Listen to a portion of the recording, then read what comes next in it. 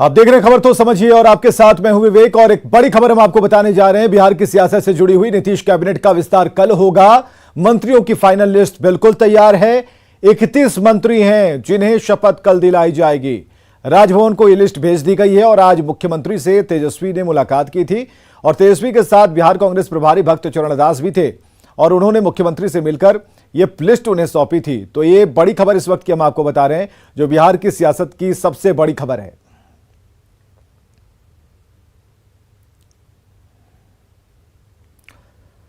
कौन कौन मंत्री बनेगा ये तो अभी पूरे तौर पर साफ नहीं हो पाया, लेकिन यह जरूर साफ हो गया कि मंगलवार को मंत्रिमंडल का विस्तार हो जाएगा। सूत्रों के हवाले से खबर है कि अवध बिहारी चौधरी स्पीकर बनेंगे। विधानसभा अध्यक्ष का पद आरजेडी के खाते में रहेगा। अवध बिहारी राष्ट्रीय जनता दल से आते हैं। महागठबंधन में आरजेडी सबसे बड़ी पार्टी है। अवध बिहारी चौधरी लालू प्रसाद यादव के समय से ही पार्टी से जुड़े हुए हैं। आरजेडी विधायक अवध बिहारी चौधरी बिहार विधानसभा के स्पीकर हो सकते हैं और हम आपको 30 जून की एक तस्वीर दिखाने जा रहे हैं, जब मॉनसून सत्र के दौरान विधानसभा में तेजस्वी यादव ने समानांतर सदन चलाया था।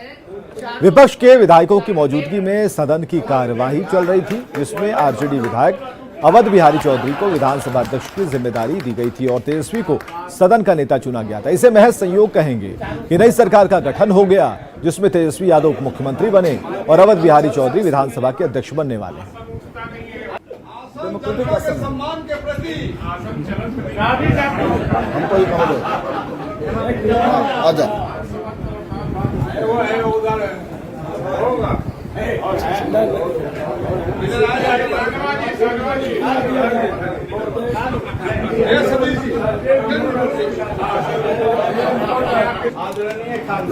तीस जून 2022 की यह तस्वीर है, जिसमें एक पूरा जो दृश्य था वो शैडो था और कह रहे हैं कि अवध बिहारी को बनाया गया था। तेजस्वी ने वहां पर विपक्ष में बैठते विपक्ष का नेता खुद बने और उसके बाद उन्होंने विधानसभा की कार्रवाई के लिए अवध बिहारी को बिठाया और ये सदन का एक शैडो वहां पर दिया गया था। और ये देख रहे हैं कि जो माहौल था, अंदर सदन चल रहा था और दूसरी तरफ बाहर भी एक सदन तेजस्वी आरजेडी के जो विधायक हैं उनकी तरफ से यहाँ चलाया जा रहा था, विपक्ष का चला रहा था।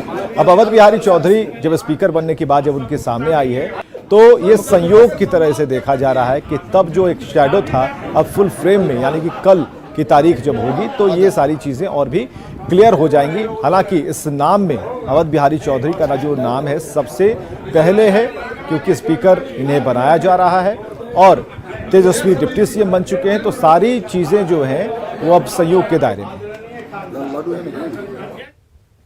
अब आप समझिए कि कौन है अवध बिहारी चौधरी। तो अवध बिहारी चौधरी सिवान सदर से आरजेडी के विधायक हैं और 6वीं बार विधायक बने हैं। अवध बिहारी चौधरी राबड़ी सरकार में शिक्षा मंत्री थे, पिछड़ी जाति से आते हैं और आरजेडी के जो सीनियर नेता हैं उनमें इनकी गिनती होती है। इससे पहले अवध बिहारी चौधरी साल 1985, 1990, 1995, 2000 और फरवरी 2005 के बिहार विधानसभा चुनाव में जीतकर विधानसभा पहुंचे थे। इधर खबर है कि कांग्रेस के 2 विधायक मंत्री बन सकते हैं, जिसके बाद कांग्रेस में बवाल है। आज एक तरफ दिल्ली कांग्रेस गौरव यात्रा निकाल रही थी दिल्ली में, तो पटना में कांग्रेस के नेता आपस में गाली गलौज कर रहे थे।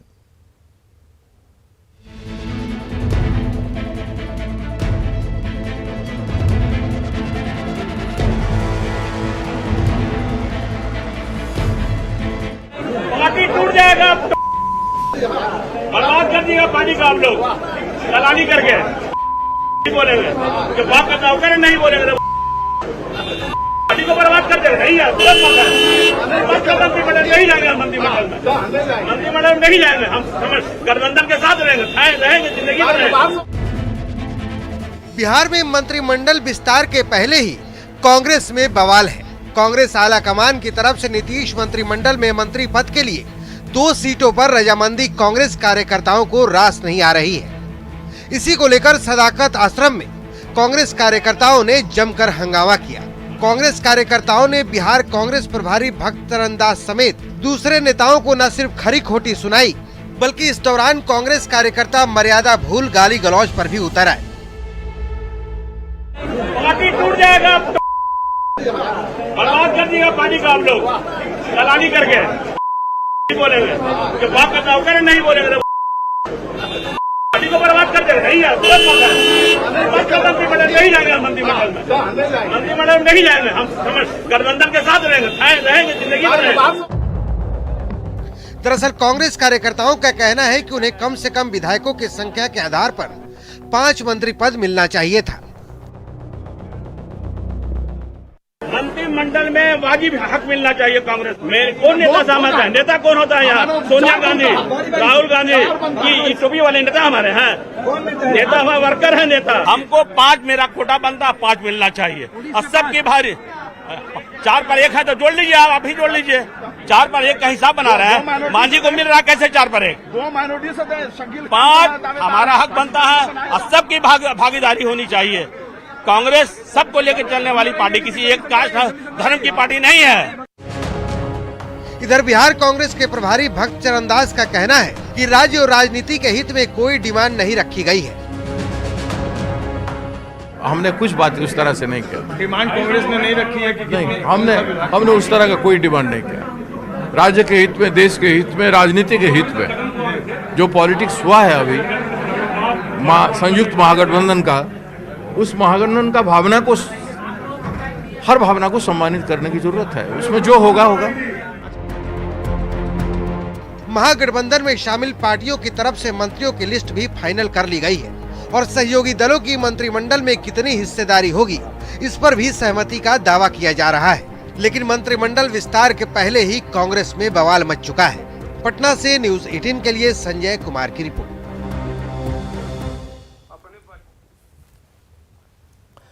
अब आप समझिए कि कांग्रेस 4 मंत्री पद क्यों मांग रही है।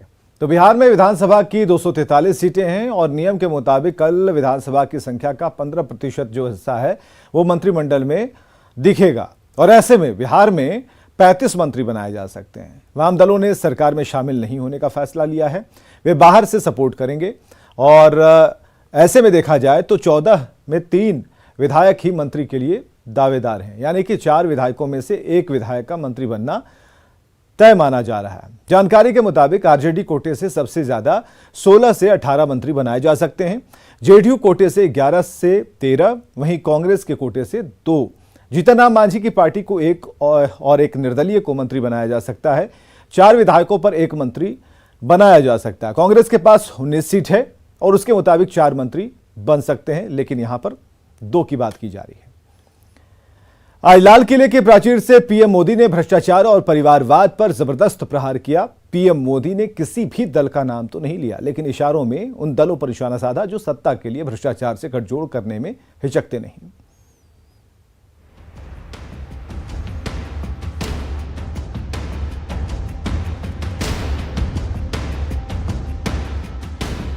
प्रधानमंत्री नरेंद्र मोदी ने लगातार 9वीं बार लाल किले की प्राचीर से तिरंगा फहराया। इस बार पीएम मोदी ने खास वेशभूषा पहनी हुई थी।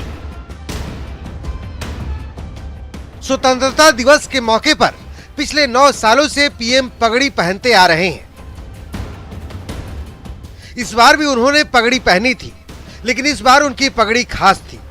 उनकी पगड़ी पर तिरंगा छपा हुआ था। लाल किले से पीएम ने 81 मिनट तक भाषण दिया, जिसमें देश के इतिहास, वर्तमान और भविष्य की झलक थी। अपने भाषण के दौरान पीएम ने भ्रष्टाचार और भाई भतीजावाद पर जबरदस्त प्रहार किया कि आज देश में भ्रष्टाचार के प्रति नफरत तो दिखती है, व्यक्त भी होती है, लेकिन कभी कभी भ्रष्टाचारियों के प्रति उदारता बरती जाती है। किसी भी देश में ये शोभा नहीं देगा।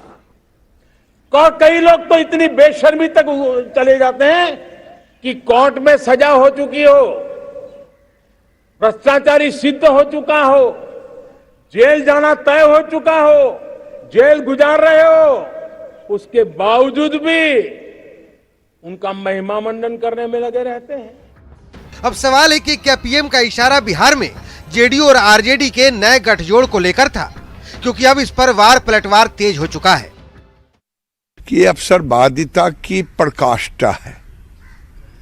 किसी को सत्ता चाहिए, कोई जीवन के अपने उस लक्ष्य की ओर जाना चाहते हैं जो मन नहीं कहना है, दिल की अरमा आंसुओं में बह गए, वो आंसू को जमीन पर उतारना चाहते हैं खुशियों में। ये दिन इसका नहीं है, ये दिन है समाज के हर संप्रदाय का, हर समाज के हर तबके के लोगों के बीच आपसी भाईचारे, आपसी संदेश और दलगत राजनीति से ऊपर उठकर देश हित में, राष्ट्र हित की बात करें। अब सवाल है कि क्या पीएम का इशारा बिहार की नई सरकार को लेकर था? दिल्ली से न्यूज 18 के लिए अमितेश सिंह और पटना से धर्मेंद्र कुमार की रिपोर्ट। पीएम मोदी के परिवारवाद और महिमा मंडन वाले बयान के मायने समझिए। पीएम ने लाल किले से कई बड़े राजनीतिक संदेश दिए, भ्रष्टाचार और भाई भतीजावाद पर प्रहार किया, और पीएम ने किसी दल या फिर नेता का नाम नहीं लिया, लेकिन उनका इशारा विपक्षी नेताओं पर था, खासकर लालू प्रसाद और नीतीश को लेकर। हालांकि उन्होंने किसी भी नेता का नाम नहीं लिया। आरजेडी प्रमुख लालू प्रसाद को चारा घोटाला मामले में सजा हो चुकी है और फिलहाल वो जमानत पर जेल से बाहर हैं। उनके जेल से बाहर आते ही बिहार में एक बड़ा राजनीतिक परिवर्तन देखने को मिला और जेडीयू ने बीजेपी से नाता तोड़कर आरजेडी के साथ मिलकर सरकार बना ली। पीएम मोदी ने देश के फेडरल स्ट्रक्चर पर अपनी सोच भी जनता के सामने रखी। पीएम ने भ्रष्टाचार को खत्म करने में देश के 130 करोड़ लोगों से सहयोग मांगा। विपक्षी दलों की सरकारों के उन आरोपों का जवाब माना जा रहा है जो केंद्रीय एजेंसियों, खासकर ईडी की सक्रियता के बाद केंद्र सरकार पर लगाए जा रहे हैं। पीएम ने अपने बयानों से साफ कर दिया कि करप्शन के खिलाफ एक्शन जारी रहेगा। भ्रष्टाचार एक ऐसा मुद्दा है जो कांग्रेस की कमजोर नब्ज है और इसके अलावा विपक्ष की वो क्षेत्रीय पार्टियां जो एनडीए के साथ नहीं है, उनके लिए ये चिंता का सबब है। और सोनिया गांधी और राहुल गांधी से पिछले दिनों ईडी ने नेशनल हेराल्ड मामले में पूछताछ की थी। कांग्रेस इसके खिलाफ लगातार हमलावर भी है। बिहार में रोजगार एक बार फिर केंद्र में है। चुनाव से पहले आरजेडी ने 10 लाख युवाओं को नौकरी देने का वादा किया था। अब आरजेडी सरकार में है।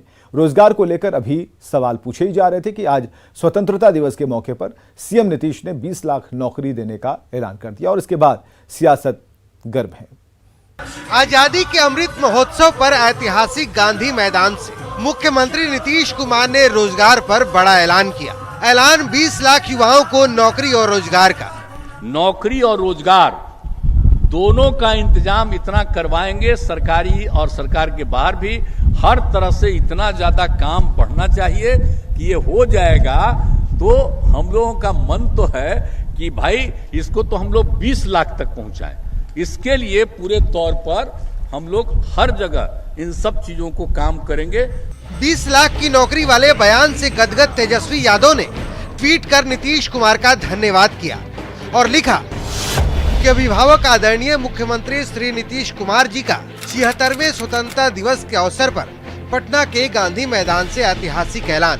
10 लाख नौकरियों के बाद 10 लाख अतिरिक्त नौकरियां दूसरी अन्य व्यवस्थाओं से भी दी जाएगी। जज्बा है बिहारी, जुनून है बिहार, उत्तम बिहार का सपना करना है साकार। जब तेजस्वी मीडिया के सामने आए तो उन्होंने नीतीश कुमार के ऐलान को ऐतिहासिक बता दिया। एक ऐतिहासिक घोषणा की उन्होंने कहा है गांधी मैदान से 10 लाख नौकरियां दी जाएगी और इसके बाद के 20 लाख भी किया जाएगा। इतना बड़ा मुद्दा जो असल मुद्दा है, आप लोग उस पर क्यों नहीं बहस करते हैं भाई? अब सवाल है कि 20 लाख नौकरी आएगी तो कहां से आएगी भी, तो उसके लिए रोड मैप क्या है और उसके लिए राज्य का खजाना कितना दुरुस्त है। पटना से न्यूज 18 के लिए विनीता मिश्रा की रिपोर्ट। अब आप नौकरी का पूरा बही खाता समझिए। बिहार में जुलाई महीने में बेरोजगारी दर 18.8% थी, जो मई में 13.3%। केवल 3 राज्यों में बिहार से अधिक बेरोजगारी का आंकड़ा है, जो है राजस्थान, जम्मू कश्मीर और हरियाणा। और बिहार में पुलिस अनुसंधान और विकास ब्यूरो 2021 के मुताबिक पुलिस विभाग में कुल 1,38,961 पद हैं। पुलिस विभाग में रिक्त पद हैं 47,099 और बिहार में शिक्षकों के रिक्त पद की अगर बात की जाए तो शिक्षा विभाग के मुताबिक बिहार में 72,000 प्राथमिक विद्यालयों में और 1.25 लाख के तकरीबन पद हैं जो रिक्त हैं। माध्यमिक विद्यालयों में 9,360 पद रिक्त हैं, उच्च माध्यमिक विद्यालयों में 40,000। अगर सिर्फ 10 लाख नौकरी की बात करें तो आप जानते हैं कि कितना खर्च आएगा। हमने इस पर होने वाले खर्चों का भी अनुमान लगाया। इन सब पदों पर भर्ती होने वाले न्यूनतम वेतन देने के लिए सालाना 23,350 करोड़ का खर्च आएगा। फिर सवाल है कि इतनी रकम आएगी कहां से? 20 लाख नौकरी के लिए सरकार का रोडमैप क्या है? और जहां तक बिहार में निवेश की बात करें तो वो भी ना के बराबर है। अक्टूबर 2019 से मार्च 2022 के बीच बिहार में सिर्फ 1,250 करोड़ रुपए का विदेशी निवेश आया है। बढ़ते हैं आगे। आज नीतीश कुमार ने 20 लाख नौकरी की बात कर दी, लेकिन 2020 चुनाव प्रचार के दौरान नीतीश कुमार ने तेजस्वी के 10 लाख नौकरी के वादे पर क्या कहा था, सुनिए। होना नहीं है, आज हो ही नहीं सकता। अगर करोगे तो पैसा आएगा कहां से? ऊपर से आएगा? कहां से आएगा? कि नकली नोट मिलेगा? क्या मिलेगा? या रेलवे से आएगा? कहां से आएगा? स्वतंत्रता दिवस की 75वीं वर्षगांठ पर प्रधानमंत्री ने लाल किले से देशवासियों को संबोधित किया। पीएम मोदी ने लाल किले से कहा कि आजादी की लड़ाई में आदिवासी समाज की गौरव गाथा को कोई नहीं भुलाया जा सकता। मेरे आदिवासी भाई बहनों में, माताओं में, युवकों में मातृभूमि के लिए जीने मरने की प्रेरणा जगाई। लाल किले से देश को संबोधित करते हुए प्रधानमंत्री नरेंद्र मोदी ने आदिवासी समाज की गौरव गाथा का भी जिक्र किया। पीएम ने कहा कि आदिवासी समाज की गौरव गाथा को कोई भूल नहीं सकता। पीएम मोदी ने भगवान बिरसा मुंडा और सीधो कान्हू समेत कई आदिवासी नायकों को याद किया। भगवान बिरसा मुंडा, सिद्धो कान्हू, अल्लूरी सीताराम राजू, गोविंद गुरु, अनगिनत नाम है जिन्होंने आजादी के आंदोलन की आवाज बन करके दूर सुदूर जंगलों में भी मेरे आदिवासी भाई बहनों में, माताओं में, युवकों में मातृभूमि के लिए जीने मरने की प्रेरणा जगाई। आदिवासी समुदाय के जननायक, जिन्हें आदिवासी समाज के लोग भगवान बिरसा मुंडा के नाम से संबोधित करते हैं। बिरसा मुंडा ने लगान के खिलाफ अंग्रेजों के छक्के छुड़ा दिए थे। बिरसा मुंडा के साथ साथ पीएम ने जिन सीधो कान्हू का जिक्र किया, उनके बारे में भी जान लीजिए। सीधो कान्हू दो सगे भाई थे, जिन्होंने जमींदारी प्रथा के विरोध में संथाल विद्रोह का नेतृत्व किया था, जिसे हूल आंदोलन के नाम से भी जाना जाता है। सीधो कान्हू के नेतृत्व में आदिवासी समाज के लोगों ने अंग्रेजों के छक्के छुड़ा दिए थे। संथाल विद्रोह का नारा था, करो या मरो, अंग्रेजों हमारी माटी छोड़ो। हूल आंदोलन से भयभीत अंग्रेजों ने सीधो को अगस्त 1855 में पंचकठिया नामक जगह पर बरगद के पेड़ पर फांसी दे दी थी। वो पेड़ आज भी पंचकठिया में है, जिसे शहीद स्थल कहा जाता है। जबकि कान्हू को भोगनाडीह में फांसी दे दी गई थी। आज भी आजादी के लिए बलिदान देने वाले ये नायक संथालों के दिलों में जिंदा है। Bureau report, news 18 network.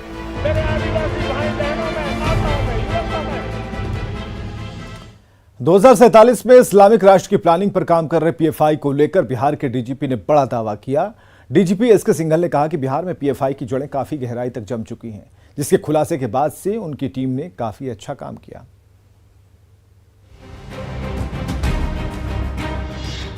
कैसे गहरी जमी पीएफआई की जड़ें? बिहार में फैला पीएफआई का नेटवर्क। पटना से ही क्यों हुआ इस्लामिक राष्ट्र वाले प्लान का खुलासा? फुलवारी शरीफ में ही क्यों चल रहा था जिहादियों का ट्रेनिंग सेंटर?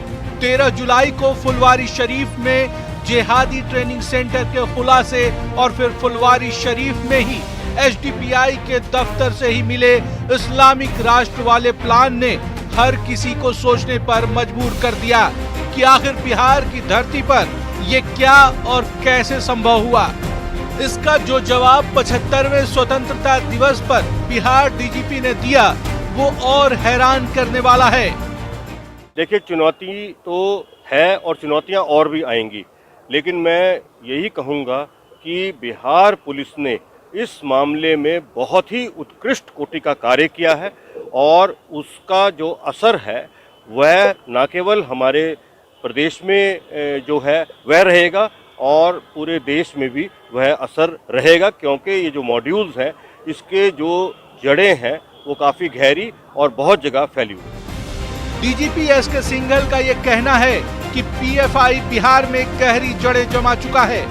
ये कई सवाल खड़े करता है। सवाल ये कि आखिर पीएफआई ने कैसे चुपचाप बिहार में इतना बड़ा नेटवर्क खड़ा कर लिया कि पुलिस को ये कहना पड़ रहा है कि उसकी जड़ें काफी गहराई तक जा चुकी हैं। और अगर ऐसा हुआ तो इसके लिए जिम्मेवार कौन है? क्या उन जिम्मेवारों के खिलाफ भी कोई कार्रवाई होगी जिनकी अनदेखी बिहार ही नहीं देश के लिए भी खतरनाक साबित हो सकती थी? Amit Kumar, news 18 Patna. News 18 network का जम्मू कश्मीर, लद्दाख और हिमाचल चैनल आज से शुरू हो गया और इस नए चैनल के साथ देश के सबसे बड़े और भरोसेमंद नेटवर्क न्यूज 18 का दायरा 21 चैनलों के साथ देश की 18 भाषाओं तक बढ़ गया। इससे लोगों को उनके इलाके की खबरें उन्हीं की भाषा में सबसे पहले मिलेंगी।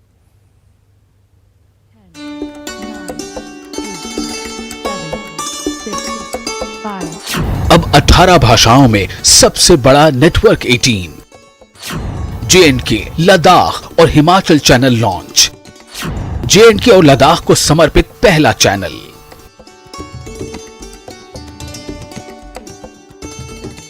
जम्मू कश्मीर के श्रीनगर में उपराज्यपाल मनोज सिन्हा ने न्यूज 18 के नए चैनल जम्मू कश्मीर, लद्दाख और हिमाचल को लॉन्च किया।